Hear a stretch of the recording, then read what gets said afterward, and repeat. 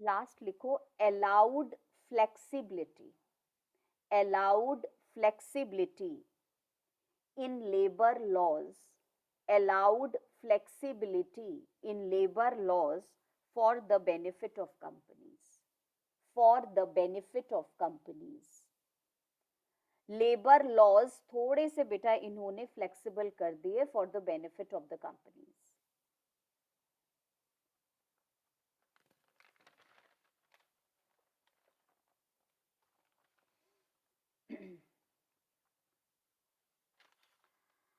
आज हम एक नया टॉपिक इसमें शुरू कर रहे हैं.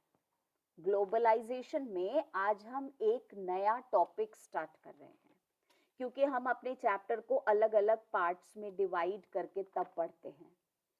तो ग्लोबलाइजेशन में आज हमारा जो नया टॉपिक शुरू हो रहा है वो कैपिटल लेटर्स से हम लिख रहे हैं ट्रेड. ट्रेड. और हमने जो कैपिटल लेटर्स में ट्रेड लिखा है तो बेटा उसमें हम कौन कौन से टॉपिक्स क्वेश्चंस पढ़ रहे हैं. तो क्वेश्चन नंबर 12 समझ लो, या ट्रेड का पहला क्वेश्चन है वो लिखो. What is trade? What is trade? Question mark. Explain the importance of, explain the importance of international trade. Explain the importance of international trade.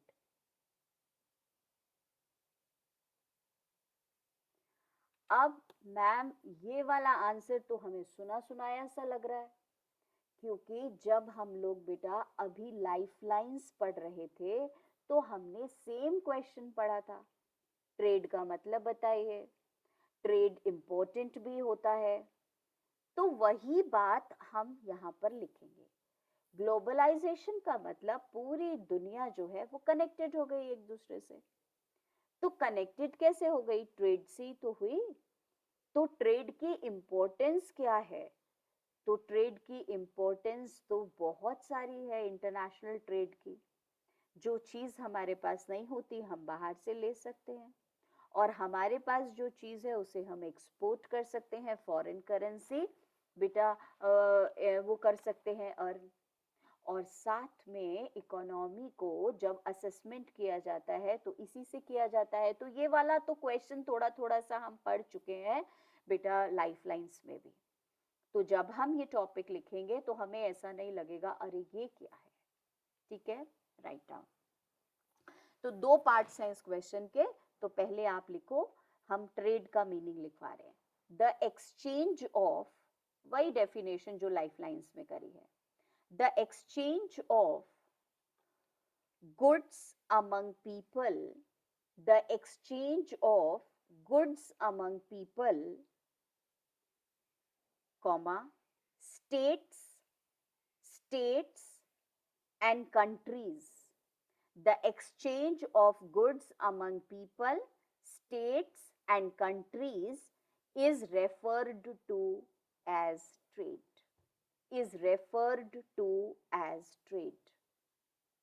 तो एक्सचेंज ऑफ गुड्स बेटा people के बीच में हो, चाहे स्टेट्स के बीच में हो, चाहे कंट्रीज के बीच में हो, उसे हम कहते हैं, ठीक है, ट्रेड. अब बेटा इसको लिखने के बाद नेक्स्ट लाइन में लिखो इंपॉर्टेंस ऑफ ट्रेड और अंडरलाइन कर दो. इंपॉर्टेंस ऑफ ट्रेड और फिर उसे अंडरलाइन करो. तो ट्रेड की जरूरत क्यों, तो हम उसको बता रहे. इंपॉर्टेंस ऑफ ट्रेड अंडरलाइन करो और फिर लिखो international trade of a country. International trade of a country is an index, is an index to its economic prosperity, to its economic prosperity. और तसल्ली में आंसर लिखो. ये थोड़ा सा हम समझ के लंबा सा है उसको लिख रहे हैं. अब एक मिनट रुको जरा. जब आप अपनी बुक खोलते हैं तो सबसे पहले आप इंडेक्स देखते हैं. कौन सा चैप्टर है, कौन से पेज पे है. तो उससे हमें पूरी बुक के बारे में पता चल जाता है। सिमिलरली बेटा याद रखना कि जब आपको किसी कंट्री की इकोनॉमी के बारे में पता करना है, कितनी प्रॉस्पेरिटी है, तो आप क्या देखोगे, उसका इंटरनेशनल ट्रेड। तो इन्होंने बड़ी अच्छी लाइन वहां पे लिख दी, इन्होंने बोला international trade of a country is an index, ये इंडेक्स है जो हमें बता देता है टू इट्स इकोनॉमिक प्रॉस्पेरिटी। ठीक है, second point, importance of international trade लिख रहे हैं ना। Second point, it is considered the economic barometer of a country, the economic barometer of a country, barometer measuring instrument, it is considered the economic barometer of a country। जैसे thermometer ऐसे barometer है economy को major करने के लिए। अब बेटा एक तुम्हें सीक्रेट बता रही हूँ, फर्स्ट पॉइंट और सेकंड पॉइंट, इन दोनों में से कोई एक भी याद कर लोगे तो भी चल जाएगा, क्योंकि दोनों का मीनिंग सेम सेम ही है। ठीक है, तो कोई जरूरी नहीं है दोनों याद करो। थर्ड पॉइंट, ये भी बेटा आपने लाइफ लाइन्स में पूरा लिखा हुआ है, तो आपको बहुत आसान लगेगा, एक क्वेश्चन 2 चैप्टर्स में काम आ रहा है। Third point, if the balance of trade, if the balance of trade is favorable, comma, a country will be able to earn more foreign exchange, a country will be able to earn more foreign exchange। तो balance of trade अगर favourable है तो बेटा, favourable का मतलब मालूम क्या हो गया, अगर हमारे एक्सपोर्ट्स ज्यादा है और इंपोर्ट्स कम है, अगर ऐसा है तो हम बहुत सारा फॉरेन एक्सचेंज अर्न कर सकते हैं और कर भी लेंगे।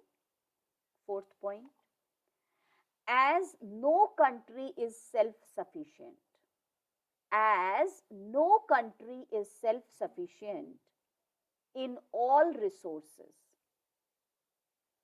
ऐसा तो हो ही नहीं सकता कि कोई एक देश उसमें सब कुछ होता हो।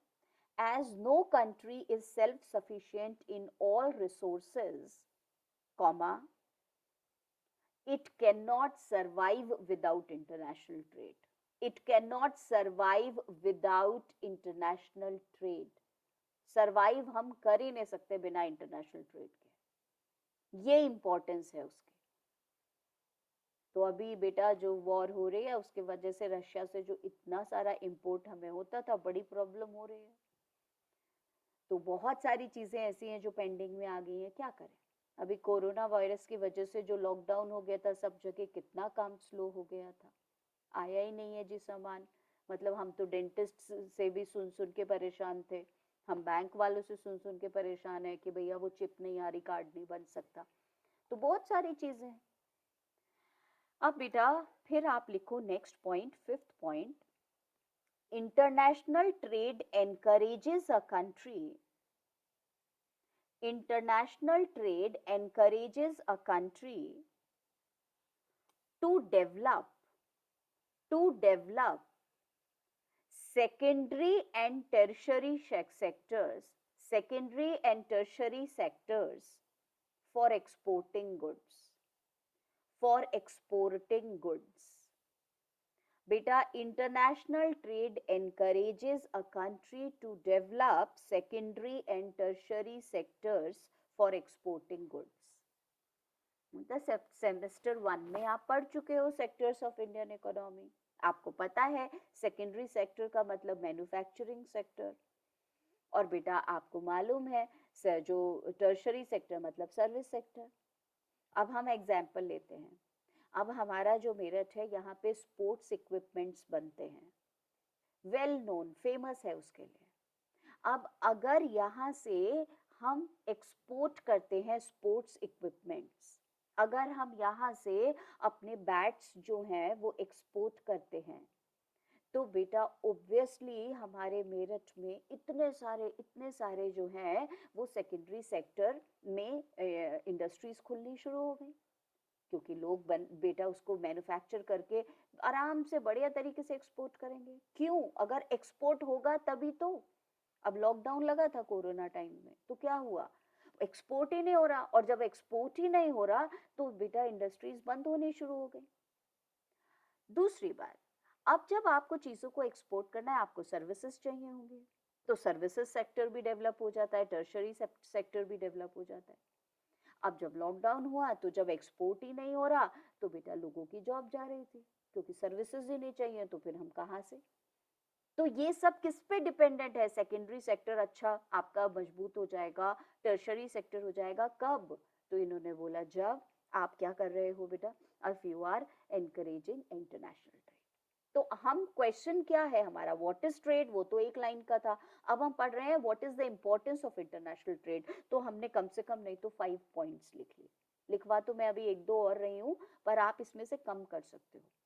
तो अगर ये क्वेश्चन 3 मार्क्स का आएगा आप 5 पॉइंट्स लिख देना, अगर बेटा 5 मार्क्स का आएगा तो आप आराम से 6-7 पॉइंट्स लिख दोगे। अब आप लिखो 6th point, countries have trade relations, countries have trade relations with major trading countries, with major trading countries which makes good political relations, which makes good political relations। तो बेटा इंटरनेशनल ट्रेड होने की वजह से पॉलिटिकल रिश्ते भी मजबूत हो जाते हैं। इसीलिए जब रशिया ने अटैक किया यूक्रेन पे तो सारे कंट्रीज कह रहे हैं अब हम रशिया को पनिश कैसे करें, बोले ट्रेड खत्म इनके साथ। तो ये ऑटोमेटिकली पॉलिटिकल रिलेशन भी खराब, और अब ये सफर करेगा, क्योंकि हमने क्या बताया, नो कंट्री कैन सरवाइव बेटा आज के टाइम में अकेला। तो हमने ये वाला जो पॉइंट लिखा हुआ था हमारा, इंटरनेशनल ट्रेड जो है उसकी वजह से बेटा हमें सर्वाइवल मिलता होता है, क्योंकि no country is self sufficient in all resources. ठीक है, last point, there is more increase in the, there is more increase in the exchange of information, exchange of information and knowledge between countries, and knowledge between countries. There is more increase in the exchange of information and knowledge between countries. ठीक है, एक बेटा याद करो जरा, अभी money and credit आपने chapter किया था, उसमें हमने सेम पॉइंट पढ़ा था। तो हमने बोला था जो सेल्फ हेल्प ग्रुप्स हैं वो बिल्डिंग ब्लॉक्स होते हैं सोसाइटी के। उसकी इंपॉर्टेंस जब पढ़ी थी तो हमने एक पॉइंट क्या लिखा था, जब ये विमेन मिलती हैं then they discuss their problems and which helps to get the solutions. Same चीज यहाँ है, जब इंटरनेशनल ट्रेड हो रहा है, एक्सचेंज ऑफ गुड्स हो रहे हैं, पॉलिटिकल रिलेशंस अच्छे हो रहे हैं, इकोनॉमिक की प्रॉस्पेरिटी हो रही है, इकोनॉमी की आपके, और बेटा आपका जो है वो इन्होंने बोला है नॉलेज और इंफॉर्मेशन भी एक्सचेंज होती है, तो वो भी एक उसका बेटा अच्छा फैक्टर है। ठीक है, इंपॉर्टेंस। चलो, ट्रेड टॉपिक है ना हमारा इस चैप्टर का, तो हमने फर्स्ट क्वेश्चन लिख लिया। अब दूसरा हमारा चैप्टर का क्वेश्चन 13 और इस टॉपिक का दूसरा क्वेश्चन है। तो चैप्टर का क्वेश्चन लिखो 13, what are the advantages of foreign trade, what are the advantages of foreign trade, foreign trade के फायदे बताओ। मैम ये वाला आंसर तो हम लिख चुके हैं, सेम ही तो है, इंटरनेशनल ट्रेड की इंपॉर्टेंस बताओ। तो वही तो है, इंटरनेशनल ट्रेड को फॉरेन ट्रेड कहते हैं, फॉरेन ट्रेड का अब आप पूछ रहे हो फायदे बताओ, तो वही तो होगा। हाँ बेटा होगा वही, पर इस वाले आंसर को हमने अलग तरीके से प्रेजेंट किया है, विद एग्जाम्पल्स प्रेजेंट किया है। और बेटा जब हमने इसमें लिखा है तो थोड़ा सा फॉरेन ट्रेड को चेंज करके लिखा है। इंटरनेशनल ट्रेड का मतलब हो गया था कि हम दो कंट्रीज एक्सचेंज कर रहे हैं गुड्स, हम बाकी कंट्रीज के साथ एक्सचेंज कर रहे हैं गुड्स। फॉरेन ट्रेड का मतलब हम अपने देश से सामान बाहर भेज रहे हैं। तो थोड़ा सा डिफरेंस है, इसमें एग्जाम्पल है। और ये जो मैंने लिखा है बेटा आंसर, और जो हम अभी लिख रहे हैं, ये 3 मार्क्स के हिसाब से हो गया, 2 मार्क्स के हिसाब से हो गया, वो वाला लॉन्ग आंसर के हिसाब से पूरा लिखा था। तो ये वाले क्वेश्चन का आंसर लिखो, foreign trade has. What are the advantages of foreign trade? तो आप लिख रहे हो फॉरेन ट्रेड हैज। और बेटा फॉरेन ट्रेड हैज के बाद नीचे लिखो ए पॉइंट, फर्स्ट पॉइंट। आपको तो पता है हम पॉइंट्स में लिखते हैं, जल्दी जल्दी याद हो जाता है। फॉरेन ट्रेड हैज, और फिर बेटा हमने नेक्स्ट पॉइंट, नेक्स्ट लाइन में लिखा A point, facilitated, FACILITATED, facilitated. Facilitated का मतलब लिखो made easy, made easy. Foreign trade has, फिर हमने फर्स्ट पॉइंट लिखा facilitated the travel of goods, the travel of goods from one market to another, from one market to another। Foreign trade की वजह से बेटा ये जो हमारे गुड्स का ट्रैवल है ये इजी हो गया एक मार्केट से दूसरे मार्केट में। अब कहीं भी हो सकता है वो, है ना, किसी भी कंट्री में हो सकता है। बी पॉइंट लिखो, gives choice of goods to the buyers, gives choice of goods to the buyers। यहाँ बैठे बैठे हम अपना बेटा सामान जो है वो कहीं भेज सकते हैं, और हमारे पास भी बहुत सारे कंट्रीज का सामान जो है वो आ सकता है, और हमें चूज करना आसान हो जाता है। इस वाली कंपनी का लेना है, इसका लेना है, नहीं नहीं स्पेन की कंपनी का ठीक है, नहीं हमें तो फ्रांस का चाहिए। तो ये फायदा हो गया बेटा। पहला facilitated, made easy the travel of goods from one market to another. दूसरा gives choice of goods to the buyers. Third makes producers of different countries, makes producers of different countries to compete in different markets, to compete in different markets। makes producers of different countries to compete in different markets। Ma'am ये कौन सा फायदा हुआ? Competition हो रहा है producers के बीच में, ये कौन सा फायदा हुआ? अरे बेटा फायदा तो हुआ ना। क्या फायदा हुआ? अगर कंपटीशन नहीं होगा प्रोड्यूसर्स के बीच में तो वो जैसी क्वालिटी का प्रोडक्ट बना रहे हैं वैसा ही बनाते जाएंगे। जब उन्हें पता है कि अब हमारा प्रोडक्ट जो है वो 4 कंट्रीज की कंपनी से कंपटीशन में है, तो हम अपना प्रोडक्ट का क्वालिटी भी अच्छा बनाएंगे, और हम उसकी प्राइस भी कम रखेंगे, और हम उसको ग्रोथ बेटा जो है वो हमारी प्रोडक्ट की हो जाएगी।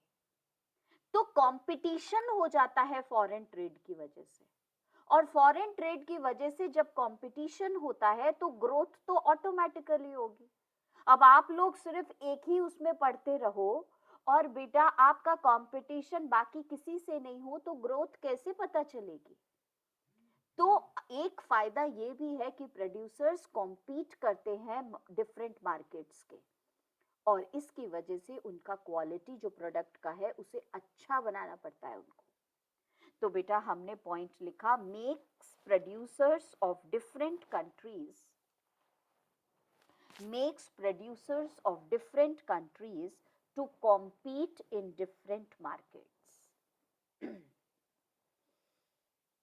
बेटा फोर्थ पॉइंट लिखो, D point, made prices of goods, और इसी वजह से प्राइस बहुत ज्यादा भी नहीं होती है, made prices of goods almost equal in different countries, almost equal in different countries.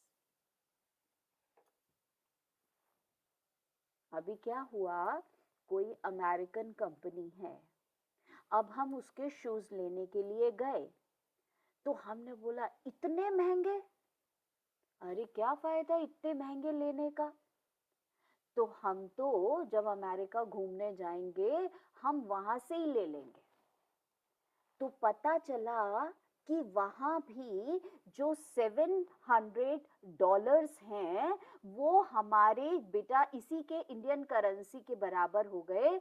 तो फिर कोई फायदा ही नहीं है लेने का वहां से, अमेरिका से। तो बोले क्या करें, बोले इंडिया से ही ले लो। बोले क्यों, कहते इक्वल है प्राइस, डॉलर्स में जितना पड़ रहा है उतना रुपीज में पड़ रहा है, कन्वर्ट करके देख लो। तो देश, आप पूरी दुनिया में कहीं से भी किसी चीज का सामान लोगे थोड़ा बहुत कम ज्यादा होगा, अदरवाइज इक्वल होता है। तो बेटा प्रोड्यूसर्स को क्वालिटी भी बढ़िया कंपटीशन की वजह से रखते हैं, और बेटा प्राइसेस भी ऑलमोस्ट सेम रखते हैं। तो आपने पढ़ा made prices of goods almost equal in different countries. और लास्ट पॉइंट लिखेंगे, for example, for example endless number of endless number of footwear brands, endless number of footwear brands in our country, in our country, from local, from local to international, to international. For example, endless number of footwear brands in our country from local to international. Comma लगा के लिखो, like बाटा, comma Adidas etcetera, और जो तुम्हें brands याद हो पहनते हो वो और लिख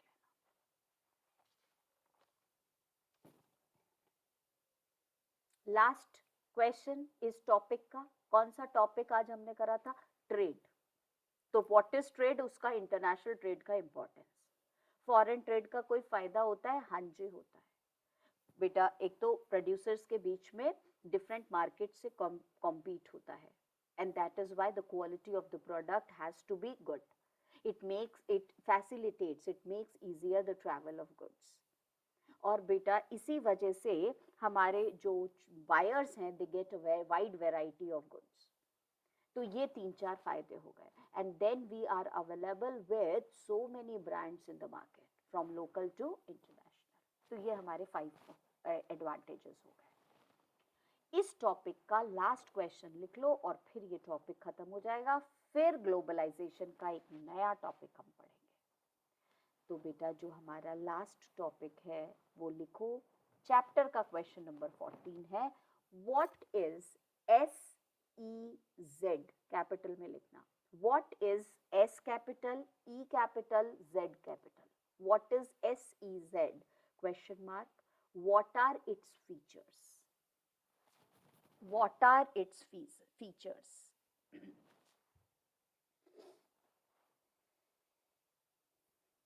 इंपॉर्टेंट मार्क कर लो। और सुनो, एग्जामिनेशन पेपर में जरा ध्यान से पढ़ना, वो SHG पूछ रहे हैं या SEZ पूछ रहे हैं।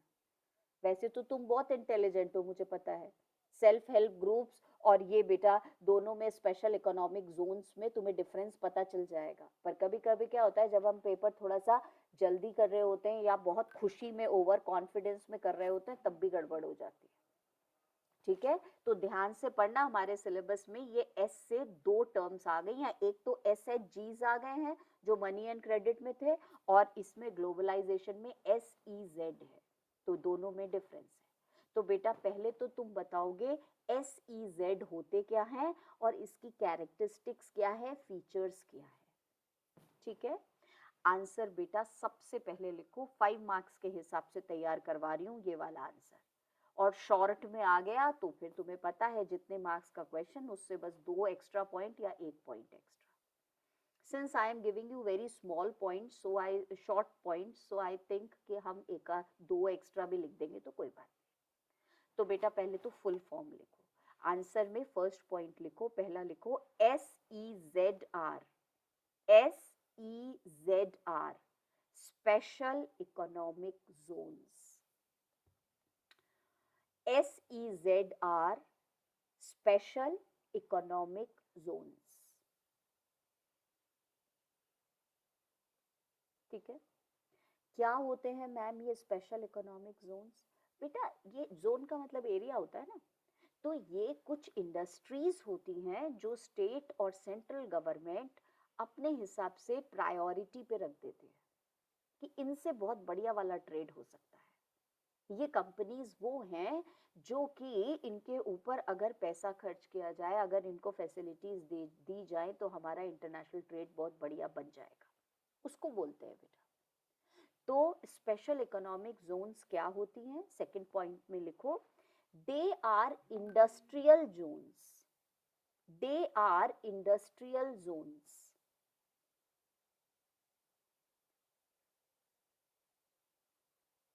set up by the central and state governments, set up by the central and state governments। ठीक है, हाँ बहुत इजी था मैम, ये तो याद हो गया हमें एक ही मिनट में। Special SEZR, special economic zones. Second number पे हमने लिखा they are industrial zones set up by the central government and state government.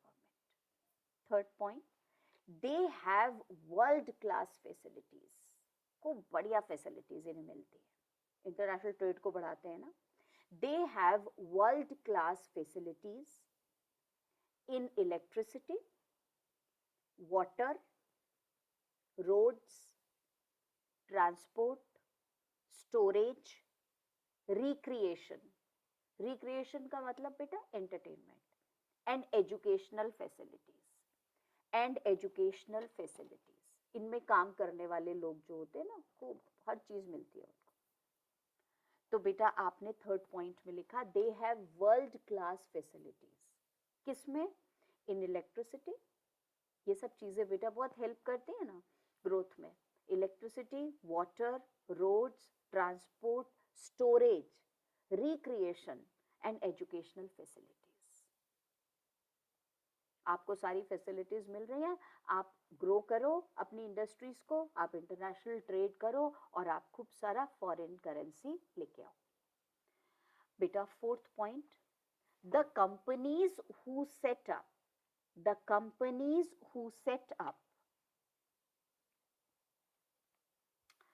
production units in SEZs, SEZs do not have to pay taxes, do not have to pay taxes for an initial period of 5 years, do not have to pay taxes for an initial period of 5 years। अभी समझा रही हूँ बेटा मैं इसको, तो बहुत अच्छी तरह समझ आ जाएगा फिर तुमको। पहले ये रिपीट कर रही हूँ मैं, तो आप इसको क्रॉस चेक कर लो, and then I will give you an example. The companies who set up production units in SEZ, small s भी लगा दिया, do not have to pay taxes for an initial, INITIAL, initial मतलब starting period of 5 years। Example, हमारी vaccine export हुए, SEZ में आ गए।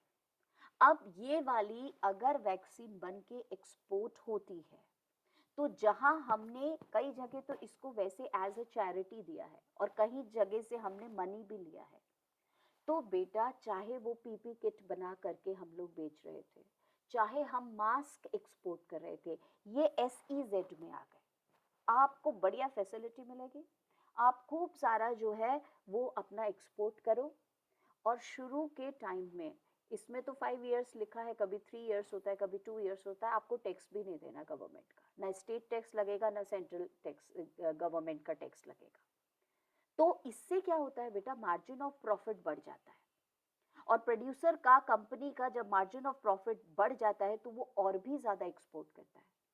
और बेटा सरकार को क्या फायदा होता है, फॉरेन करेंसी आ रही होती है, इकोनॉमी ग्रो कर रही होती है, तो गवर्नमेंट ये फैसिलिटीज भी देती है और गवर्नमेंट उनको टैक्स रिलैक्सेशन भी देती है इनिशियल पीरियड के लिए, हमेशा के लिए नहीं, शुरू शुरू के दिनों में।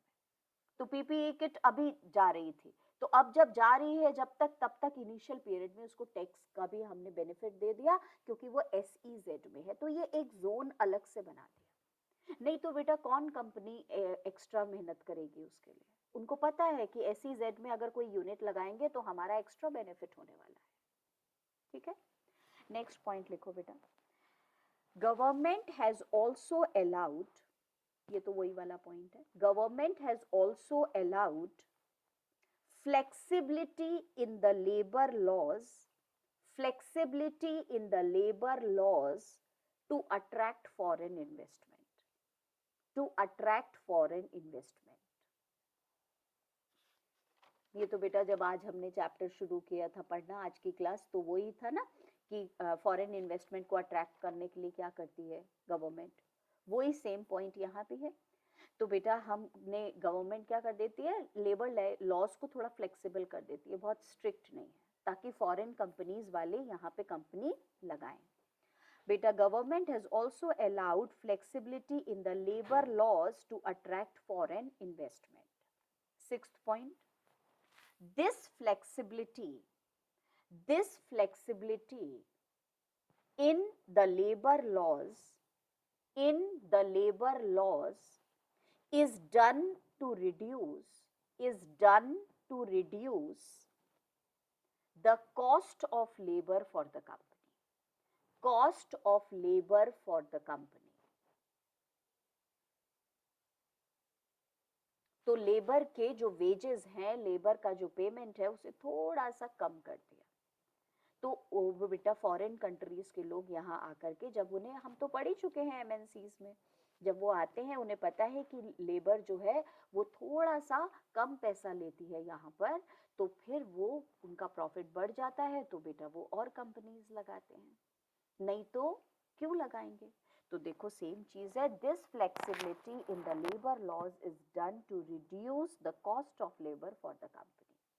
और लास्ट पॉइंट लिखो बेटा, SEZs are to attract foreign companies to invest in India. SEZs are to attract foreign companies to invest in India. तो special economic zone central government और स्टेट गवर्नमेंट ने फॉरेन कंपनीज को India में invest करने के लिए भी start किया है। तो बाहर की कंपनीज यहाँ आएंगी, बढ़िया फैसिलिटीज हर तरीके की आपको मिलेगी, टैक्स भी नहीं देना पड़ेगा, और बेटा साथ में लेबर लॉज भी थोड़े से फ्लेक्सिबल कर दिए। और स्पेशली अगर हम बोले तो ये फॉरेन कंपनीज के बेनिफिट के लिए क्या है, ताकि वो इंडिया में अट्रैक्ट होकर के आए और फिर वो बेटा यहाँ पे लगाए। ठीक है, और जब इंडस्ट्रीज लगेंगी तो इकोनॉमी ग्रो करेगी। ये वाला टॉपिक भी खत्म। अब इस चैप्टर में जो हमारा नेक्स्ट टॉपिक है वो हम स्टार्ट तो बाद में करेंगे, आज बेटा हम उसमें एक हेडिंग दे करके छोड़ देते हैं, ट्रेड बैरियर्स। Trade barriers.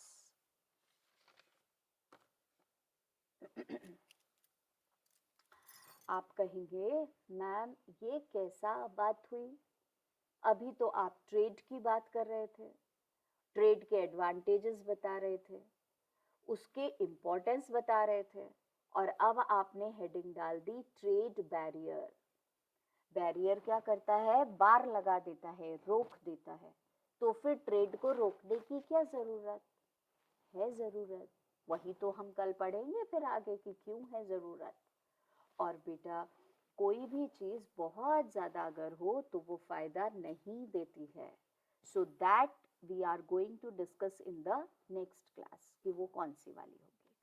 और बेटा छोटे छोटे से टॉपिक्स इसके बाद में रह रहे हैं, ऑल्दो अभी मुझे लग रहा है, पर नेक्स्ट वीक जैसा मैंने बोला है वो 4 डेज हमारी क्लासेस होंगी लगातार, तो आराम से ये चैप्टर हमारा कंप्लीट हो जाएगा।